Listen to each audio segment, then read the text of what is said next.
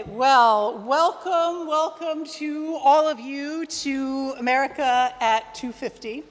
It is an amazing thing to see all of you here gathered in one place to talk about American history. I am Beverly Gage. I'm a professor here in the history department. You will be hearing from me again at the tail end of the course.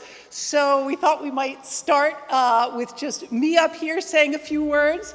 You'll then hear from my colleagues, Joanne Freeman and David Blight, and then I'll come back up here at the end of today's session and talk a little bit about the logistics of the class. And I will say, as we were making all of these preparations in registration and the police and the fire marshal and all of these in the last couple of weeks, it was such a thrill to think that all of that was happening because of an American history class. And so we thank you all for being interested, for wanting to come here and join in this semester-long conversation about what the United States is, what it has been, and maybe also a little bit about where we go from here. To start out, I wanted to visit a few people in the 20th century, the period of American history that I study and specialize in, who looked out over their own country and saw things that were troubling and tried to figure out what to do. First is a man named Reinhold Niebuhr, who's one of the great theologians, philosophers, and social critics of the 20th century. And in 1930, he looked at the world around him, at the United States, at his own community, and said, I see a real divide between what I want this place to be, what I want American society to be, and what it seems to be in reality. He was looking to the 1920s, which had been a period of repression in American history, a period of disappointment for many progressives who had not seen the big dreams of that period of history earlier in the century realized in that moment. It was a period of backlash against immigrants, against people of color. And then in 1929, the Great Depression came along, and it seemed like maybe American society was actually going to collapse from within. And so in 1930, he looks out, says, how do we think about this? And his quote is that he decided society is a, quote, mediocre compromise between the real and the ideal. Second person that I wanted to visit is someone I'm sure you have all heard of, the Reverend Dr. Martin Luther King Jr. Speaking in 1962 at a very different historic moment, he had made his way, as the country did, through the Great Depression, through the Second World War, and this is sort of the peak of post-war prosperity for the United States, but it's also a moment in which many people are questioning whether the United States is going to live up to its promises of being a true democracy. The civil rights movement was underway, particularly, but not exclusively, in the South. Student activists had started to come together to take action, freedom rides, sit-ins just beginning around the country. And what Martin Luther King said in that moment was, America can't afford the luxury of an anemic democracy. And he looked to the students who were entering the movement and said, when these students sit down at lunch counters, they are in reality standing up for the best in the American dream. The third person that I would like to visit is another name that may be familiar from around the Yale campus, and that's William F. Buckley, one of the great figures of the modern conservative movement, someone who looked at American liberalism, looked at the rights movements that were emerging around the country and said, I don't want any of this, right? That this is a troubling path to be on, and very famously in the mid-1950s had said, I stand athwart history, yelling, stop. Well, by 1970, Martin Luther King had been assassinated.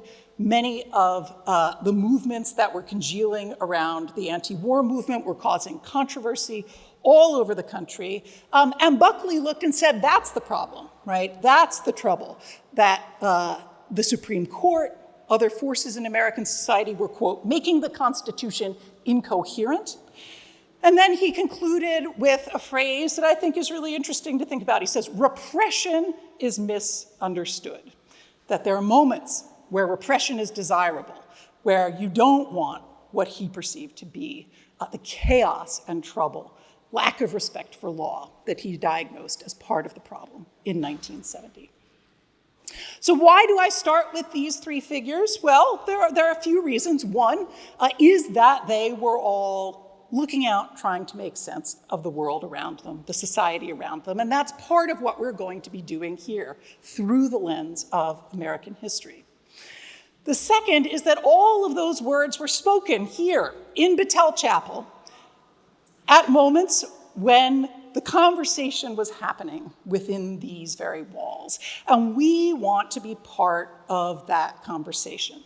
That is a conversation that is happening over time. We're going to be looking to these figures of the American past to guide us, to remind us that actually complicated problems can sometimes be solved, to assure us that even if you think you're solving them, you're probably doing some things wrong, and also that change is the real constant of not only American history, but human history more broadly. And those figures were in conversation with each other. Martin Luther King looked to Reinhold Niebuhr for guidance. He wrote part of his dissertation at Boston University, in fact, about Niebuhr. Buckley was looking to both of them in a critical way to carry on that conversation.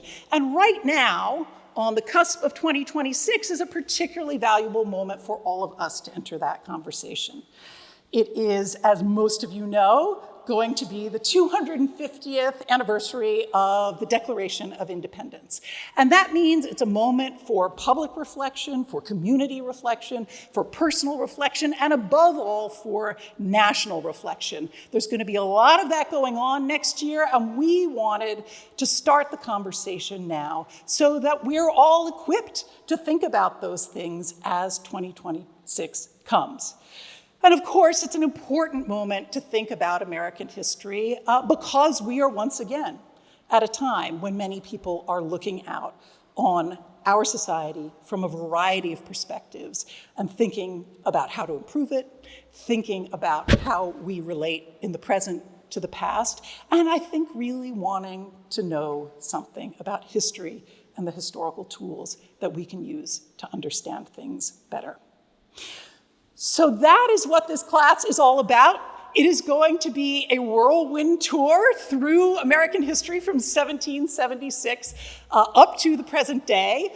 That means we're obviously going to be selective about what we say up here at the podium. We can't cover everything, but that's also why you all are here, to carry on those conversations between yourselves in section, with your families, with people online. I'll be back in a few minutes to talk about some of the mechanisms we've built into the course to do that. But for now, welcome to America at 250, and I'm going to turn it over to my colleague, Joanne Freeman.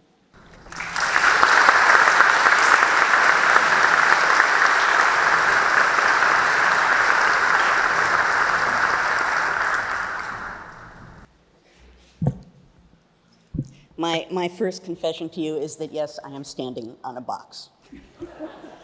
What can I say? I'm 5 feet tall. Okay. I am very, very happy to be here with you, with my colleagues, in what really is a community of history. Because however many of us there are here, we are a community of learning and of history, and that matters particularly now. In a sense, it's a blessing that we'll be thinking about our nation's past on such a sweeping scale, with its semi-quincentennial, its 250th anniversary, almost upon us. It's a time for thinking historically and for thinking towards the future. Along those lines, for the next few weeks, thank you. Okay.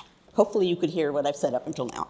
Along those lines, for the next few weeks, you'll be hearing from me about the period that we actually will be commemorating next year, the American Revolution, and a few decades after it, the creation of the Constitution, the early years of the government, and we'll make our way just past Andrew Jackson. Now, that is a lot to cover in 8 lectures. I'm going to be discussing the entire American Revolution in one lecture. It normally takes me an entire semester to talk about the American Revolution, but as Professor Gage has already mentioned, this is a different kind of course, focused on big questions, big ideas, over a long sweep of time. Now, there are any number of things that I find particularly fascinating about this time period. One of them is its sweeping sense of improvisation. Breaking away from Britain was a huge risk in and of itself, and I'll be talking about that next Tuesday in the first lecture. But even after that point, the entire period was framed by improvisation and risk. The United States was trying to create a democratic republic in a world of monarchies. And people considered this new American government as experimental. They use that word actually all the time. We are engaged in an experiment in government. So in essence, people were making it up as they went along, and they were never entirely sure that their decisions and actions were right or would actually work out for the best. Now, this is not typically the way that we envision the founding, which is, I think, all in capital letters. That tends to be the way we think about the founding, as though it's entrenched in stone. But really, to fully understand that period, you have to know that it most decidedly was not etched in stone. One of the best ways to understand that idea of early American improvisation is to have someone from the period attest to it. So I give you, ladies and gentlemen, John Adams. Adams had a lot of things to say along these lines. Actually, John Adams just always had a lot to say. But he's particularly good on this idea. In his old age, Adams, like the other surviving founders, spent an enormous amount of time answering letters from complete strangers who wanted to know what really happened during the Revolution, like what really happened at that point in history. Now, in the case of Thomas Jefferson, those kinds of letters drove him crazy. He called answering them, quote, "the burden of my life." In at least 1 year, he once said he received over 1,000 letters of that kind. At one point, he said, and I pass this along to you as a handy Jefferson quote that you can pull out at any moment. It's easy to remember. Facing a pile of these letters that he did not want to answer, he said, and I quote, "Is this life?" Now, Adams had similar letters, and totally in character in answering them, he spent a good deal of time punching holes in the bubble myths of the American Revolution that were circulating by the 18 teens and 1820s. Over and over again, he told people, you know, things back then were not as unanimously patriotic and glorious as they might seem from the long view of time. In response to one letter, Adams insisted, the revolution did not represent a big wave of unanimous patriotism. As he put it, every measure of Congress from 1774 to 1787 was disputed with acrimony and decided by as small majorities as any question is decided these days. And as far as iconic revolutionary moments were concerned, even those were not as glorious as they seemed even at this time. In one letter, Adams recalled what he was thinking as he watched his fellow congressmen sign the Declaration of Independence. Talk about iconic moments. He said, quote, "I could not see their hearts, but as far as I could penetrate the intricate foldings of their souls, I then believed, and have not since altered my opinion, that there were several who signed with regret and several others with many doubts and much lukewarmness." So clearly, Adams was insisting a lot. The revolution was not this golden haze of perfection. It was a human struggle, and that struggle mattered. Adams summed all of this up in a letter that I particularly like because it's so straightforward. In 1811, he wrote to one correspondent who once again had a sort of tell us about the glorious founding letter that he wrote to Adams. Adams says, "I ought not to object to your reverence for your fathers, but to tell you a great secret. As far as I am capable of comparing the merit of different periods, I have no reason to believe we're better than you are. I have no reason to believe we were better than you are. That's quite a statement. My point here is that to Adams and to many others, you are not supposed to look at the revolution as some kind of perfect founding moment. And in a sense, to these people, worshiping the founding era in that way did more harm than good. The revolution and the period right after it had been about beginnings and testing and struggling, about beginning traditions and starting patterns of governance, about new constitutions.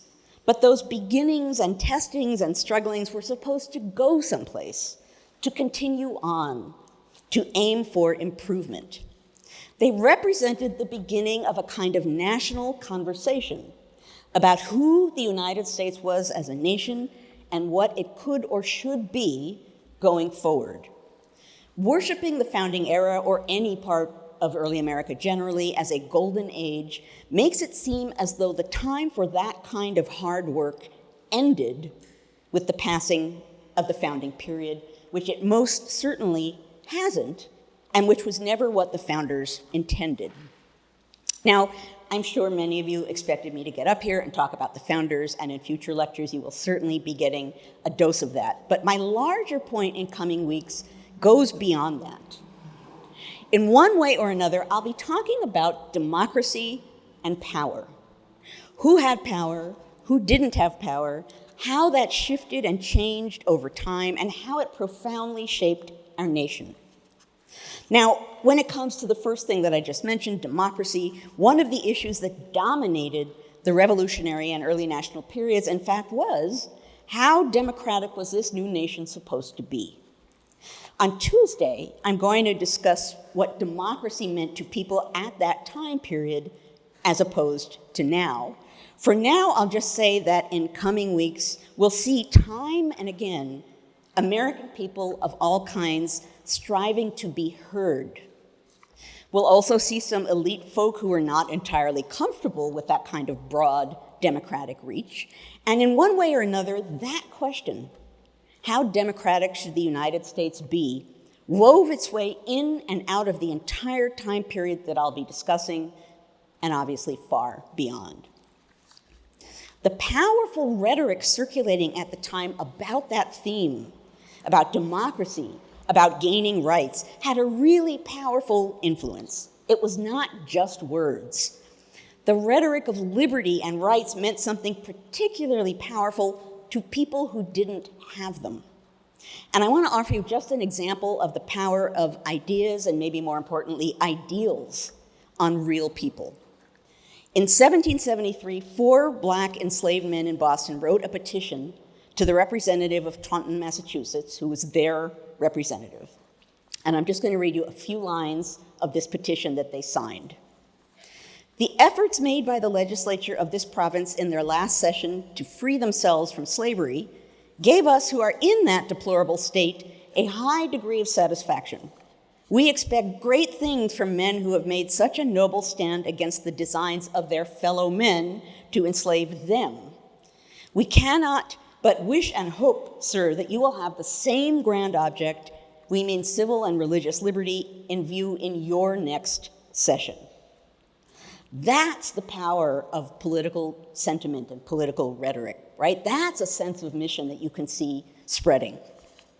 Throughout this course, we're going to see American people reaching for that kind of goal, seeing where America could go as a nation, and often being silenced or ignored. My coming lectures will be talking about these kinds of big formative questions, but mostly from a ground level human perspective, as you can probably already tell from some of what I've said here today. In the process, we're going to learn a lot about America's national character, how it was shaped, and how it changed over time. People in the early part of my time period had a really self-conscious sense of America's national character. They thought about and worried about shaping it.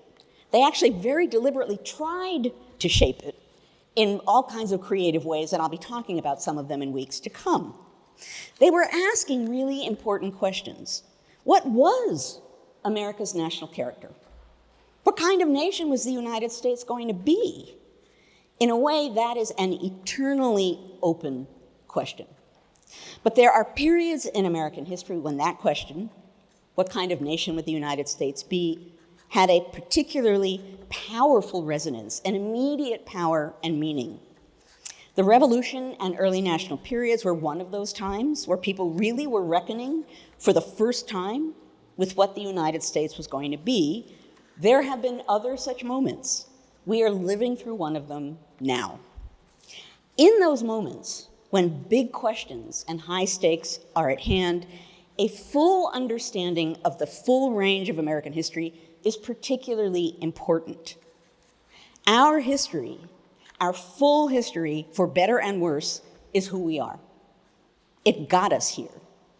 And our understanding of it in all its complexity can help us move forward. Our history represents our roots as a nation and helps us determine the path ahead. For that very reason, throughout American history, there has been an ongoing fight about what parts of history should be included in our national narrative and what should be excluded. Whose voices get heard? Hopefully, by joining us for this semester's broad view of American history, you will emerge from this course with the ability to consider for yourselves our many national narratives with a full understanding of how we got to the present day and where we can go from here. Thank you very much.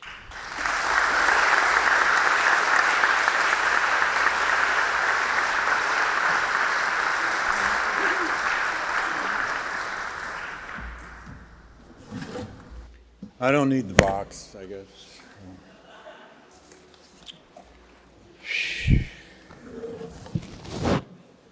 What are you all doing here? God. Get ready to generalize.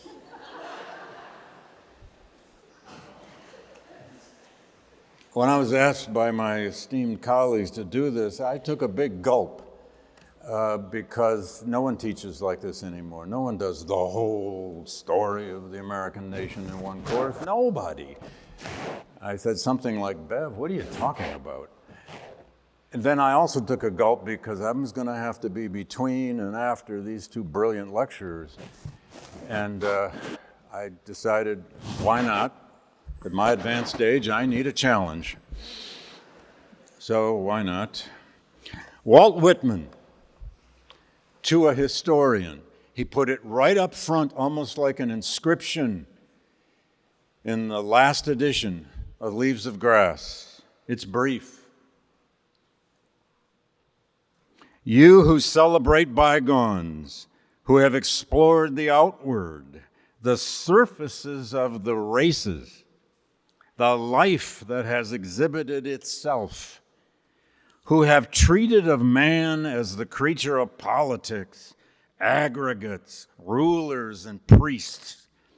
Aye, habitant of the Alleghenies, treating of him as he is in himself, in his own rights, pressing the pulse of life that has seldom exhibited itself, the great pride of man in himself, chanter of personality, outlining what is yet to be.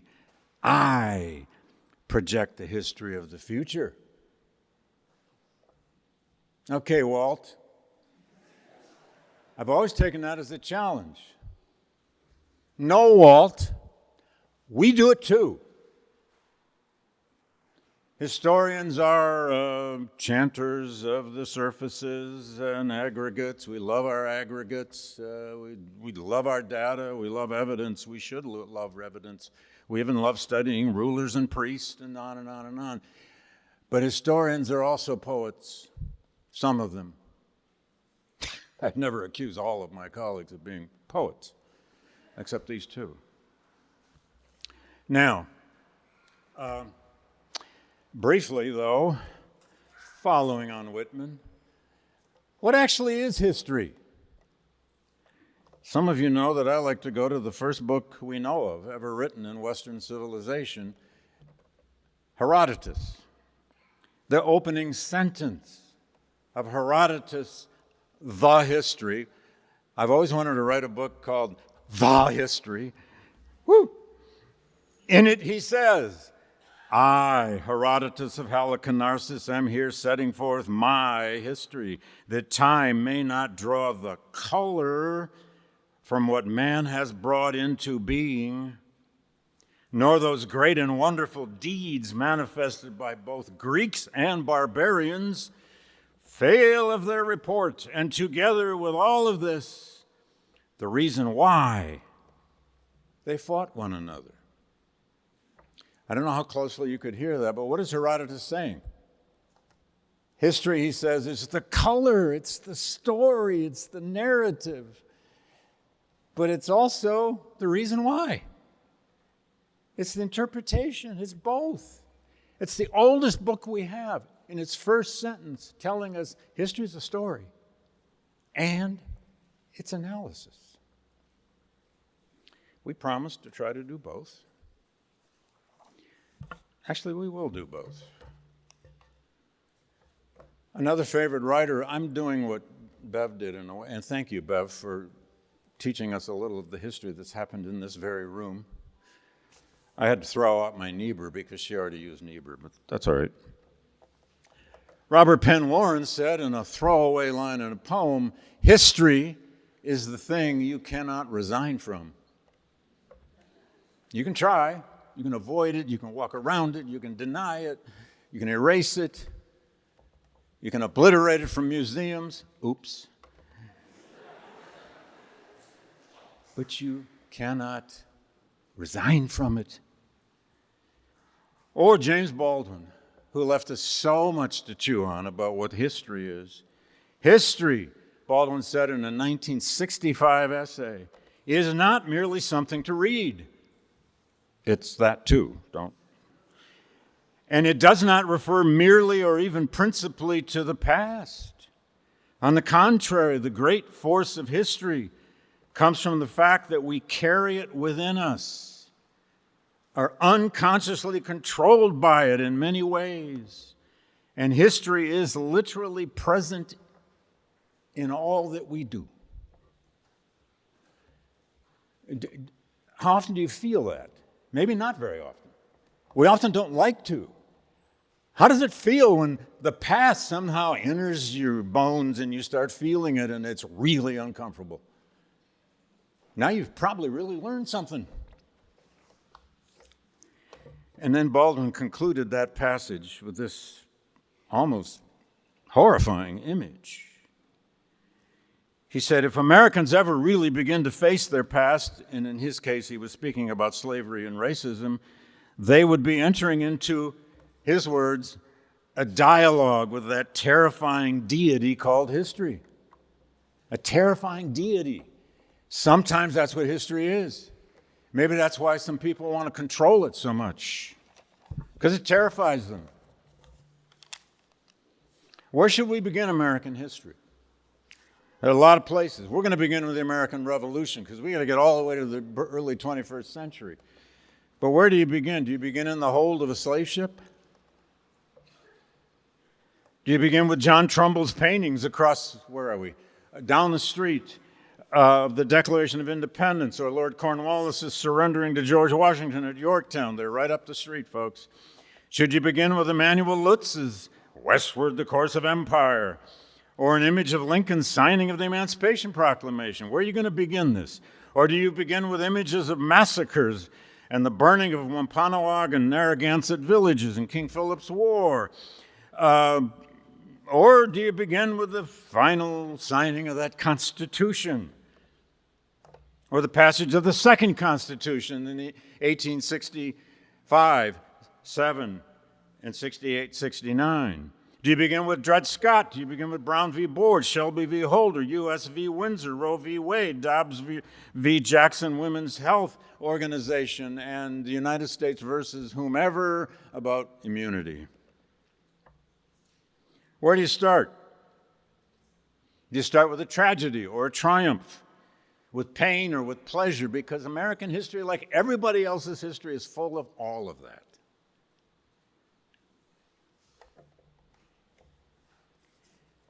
Last couple thoughts.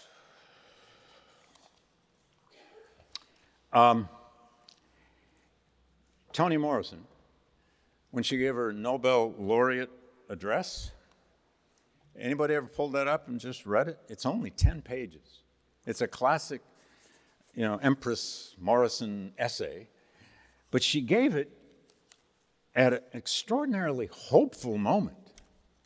1993, Cold War had ended, Berlin Wall was down, Pax Americana was spreading, the world was opening up, the horizon seemed limitless, Soviet Union had collapsed, there was no more bipolar, we thought nuclear standoff in the world. But what does Toni Morrison do in that speech?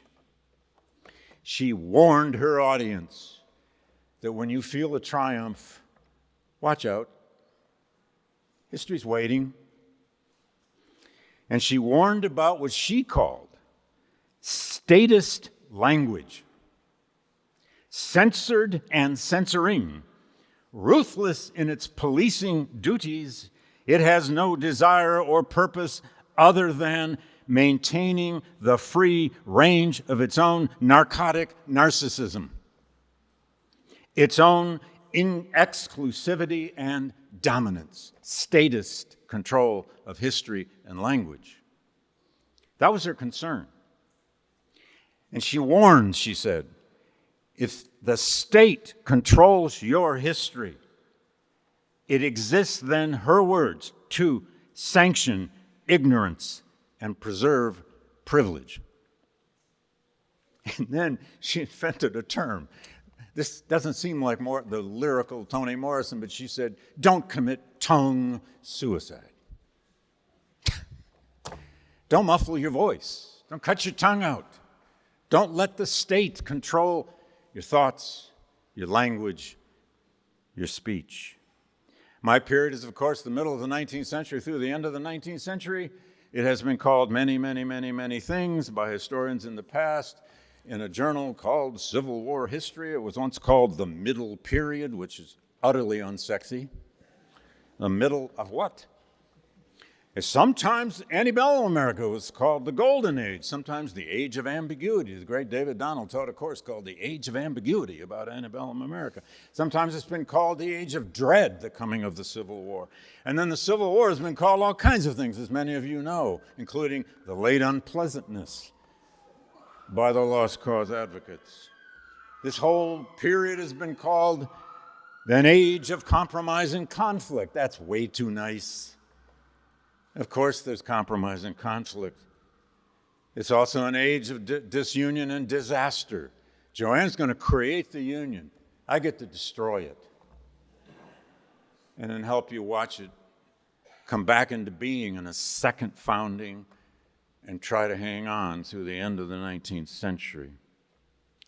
This is a history of the American nation as best we can do it in 26 lectures and 13 or 14 discussions on Thursdays over at the studio where we're going to conduct our own kind of faculty section, so to speak. Welcome back to a lot of you from the Yale community. Welcome all the Yale students. Stick around for this crazy ride, and we're anxious to take it with you. Thank you.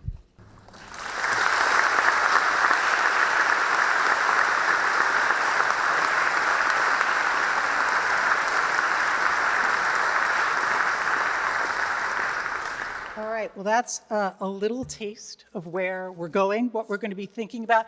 David and Joanne are complaining about having to cover a lot of territory, but I have to do the whole 20th century, and so that is going to be its own challenge as well that we will get to later in the semester. For now, I want to talk a little bit just about this class and how it's actually going to work, because we've spent a lot of time thinking about this.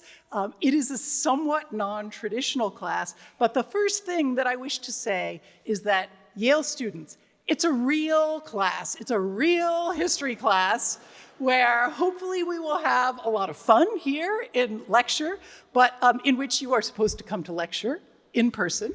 You are supposed to do the readings, and I will say there's a pretty serious reading load for this course. Unsurprisingly, we had a hard time figuring out how in all of American history to choose a set of readings that would highlight the many, many different things that we want to be thinking and talking about. So there's a lot of reading. We hope that you will do it. We expect that you will do it.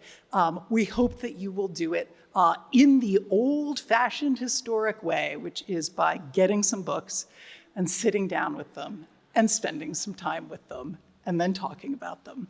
I'll say a little bit more about that in a minute. Last piece that makes this a real history class is that we are going to be holding sections every week. They are required sections for undergraduate students. If you're registering for the class, you need to be registered for lecture and for section as well. And section is going to be a really critical place where the conversation continues as we start up here. All right, so it is a real history class. That is its central feature. But it is a non-traditional history class in a variety of ways. The first is that it is open to members of the community. As you can see, this is not just a conversation between professors and students, between students and teaching fellows, between students themselves, but with the broader New Haven community. It is a conversation across generations, and we hope that you will all avail yourselves of this opportunity, of the fact that we are all in here together, engaged in thinking about and making sense of American history. So for those of you who are community members, we are also hoping and expecting to see you in the room every lecture session. And we also have a series of outside events planned. You don't have to go to section, but do the reading anyway. And we will also be having ways to engage there. I think for both sets of people in the room, students, community members, if all of this doesn't sound exciting and appealing to you, coming to lecture in person, doing this big sweep of American history, really delving into the readings, being able to talk with each other, coming to section, heading to the archives, which is going to be one of our great assignments. All 486 registered Yale students are going to be sent, not all at once, staggered, to Beinecke and to Sterling Memorial Library to touch history, right? To go to these amazing collections we have here at Yale and begin to do some of your own research, be able to sit down in a direct way with some of the great thinkers and actors of the age, but also with ordinary people and see what the world looked like to them. But if all of this doesn't sound exciting and energizing and provocative to you, give up your space. There are lots of people who want to get into here. I never thought I would be saying this, but we have capped the course at 486 undergraduates, but there are a lot of people who wanted those spaces. So if you don't think you can do the work, again, please. You will have other chances to engage. So, a couple of those features as well. One of those chances to engage is that we wanted to find a way not to just stand up here at the podium, but to talk with all of you, and especially to talk with each other, because I have been teaching at Yale for more than 20 years at this point, and it's very rare that we get to sit down and learn from each other, listen to each other. So each week after Thursday lecture, David and Joanne and I are going to head over to the Yale broadcast studio. We're going to sit together for about an hour talking about the week's readings and lectures. We are going to be answering questions that come in through a grab bag address that's up there. DeVane at yale.edu. We'll talk more about the details of this as things go along. But we are going to be having that conversation, in part just because we want to, but also to model and engage some of the ways that we hope you all are going to be talking with each other and thinking about these issues. So that's one feature. Those are going to be posted at the end of every week. It should be a lot of fun. The second is that we are going to be recording all of the lectures here. Those recordings are going to go up on a 2-week delay. We were trying to find a good compromise between broad access and being able to refer back to all of this and trying not to, disincentivize people from actually showing up and being in the room. So 2-week delay. These are going to be fully public. So if your parents or your family members or your friends back home, whoever wants to be part of that conversation with you, including the people who find us in other ways, that's going to be happening there as well. So there are many moving parts here. One last thing to say about the physical space that we're in. So we are here in a chapel with its own history, and we might talk about that a little bit as the semester goes along. I should say the quotes that I found and the reasons that we know that Reinhold Niebuhr and Martin Luther King and William F. Buckley were here in this chapel, along with many other people at various moments in time, is in fact that the YDN wrote that down. So all of those quotes that I was using come from the Yale Daily News coverage. So I just want to say, those of you who are out there as reporters, you are the scribes of history. And I hope that the students in the 30s, 60s, and 70s got it right. So we are going to be here because this is a chapel setting. As you've noticed, there are no desks. And so our strong recommendation is to bring a notebook and not a laptop, to try to avoid using electronics in this space, both because they're distracting to others, but also because it's just an awkward space for that. So handy-dandy notebooks we would recommend as the best way to engage in lecture. All right, so as part of this community conversation, there are lots and lots of people working on this course who have done amazing things besides the people that you are going to see up here. So I want to take these last few moments to introduce some of those people so you know where they are. If you need to find them after class or at any point in the semester, we can do that. The first is this amazing team of 14 teaching fellows that we have with us here. You may have already been in touch with the head teaching fellow for the course, especially if you were having registration problems. Sorry about that, first-year students. Hopefully that's all settled. But so Wolf Schooler is going to be the head TA for our class. He has answered a whole lot of email in the last couple of weeks, and so he certainly deserves that round of applause. I'm just also going to read off the names of the other teaching fellows, if you could stand when I mention your name. Avery Johnson, okay. Beck Borstein, Connor Hodges, Ella Starkman-Hines. This feels like graduation, but it's not graduation. It's the beginning of the semester. Felix Santiago, Gabriel Mesa, Jacqueline Davila, Camille Hassan, Lauren Fadiman, she's back there, Paul Seltzer, Precious Muhammad, and Victoria Zabarte.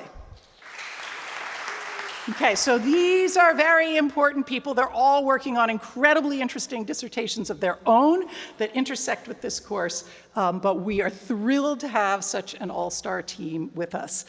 There are also a number of people who are going to be working behind the scenes for the course, and we wanted to let you know about them too and say a word of thanks. As you can see here, these are the DeVane Lectures. That is a lectureship sponsored by the President's Office at Yale each year, an endowed lecture series that is deliberately designed to allow community members and Yale students to participate in class together. And so this is being funded and supported by the President's Office at Yale. Mari McInnes deserves our thanks for approving this and saying at this moment, you know what? Let's just go for it. Let's do this and make it as big as we can. In the President's Office, Michael Hepp is around somewhere. He's in the back of the room.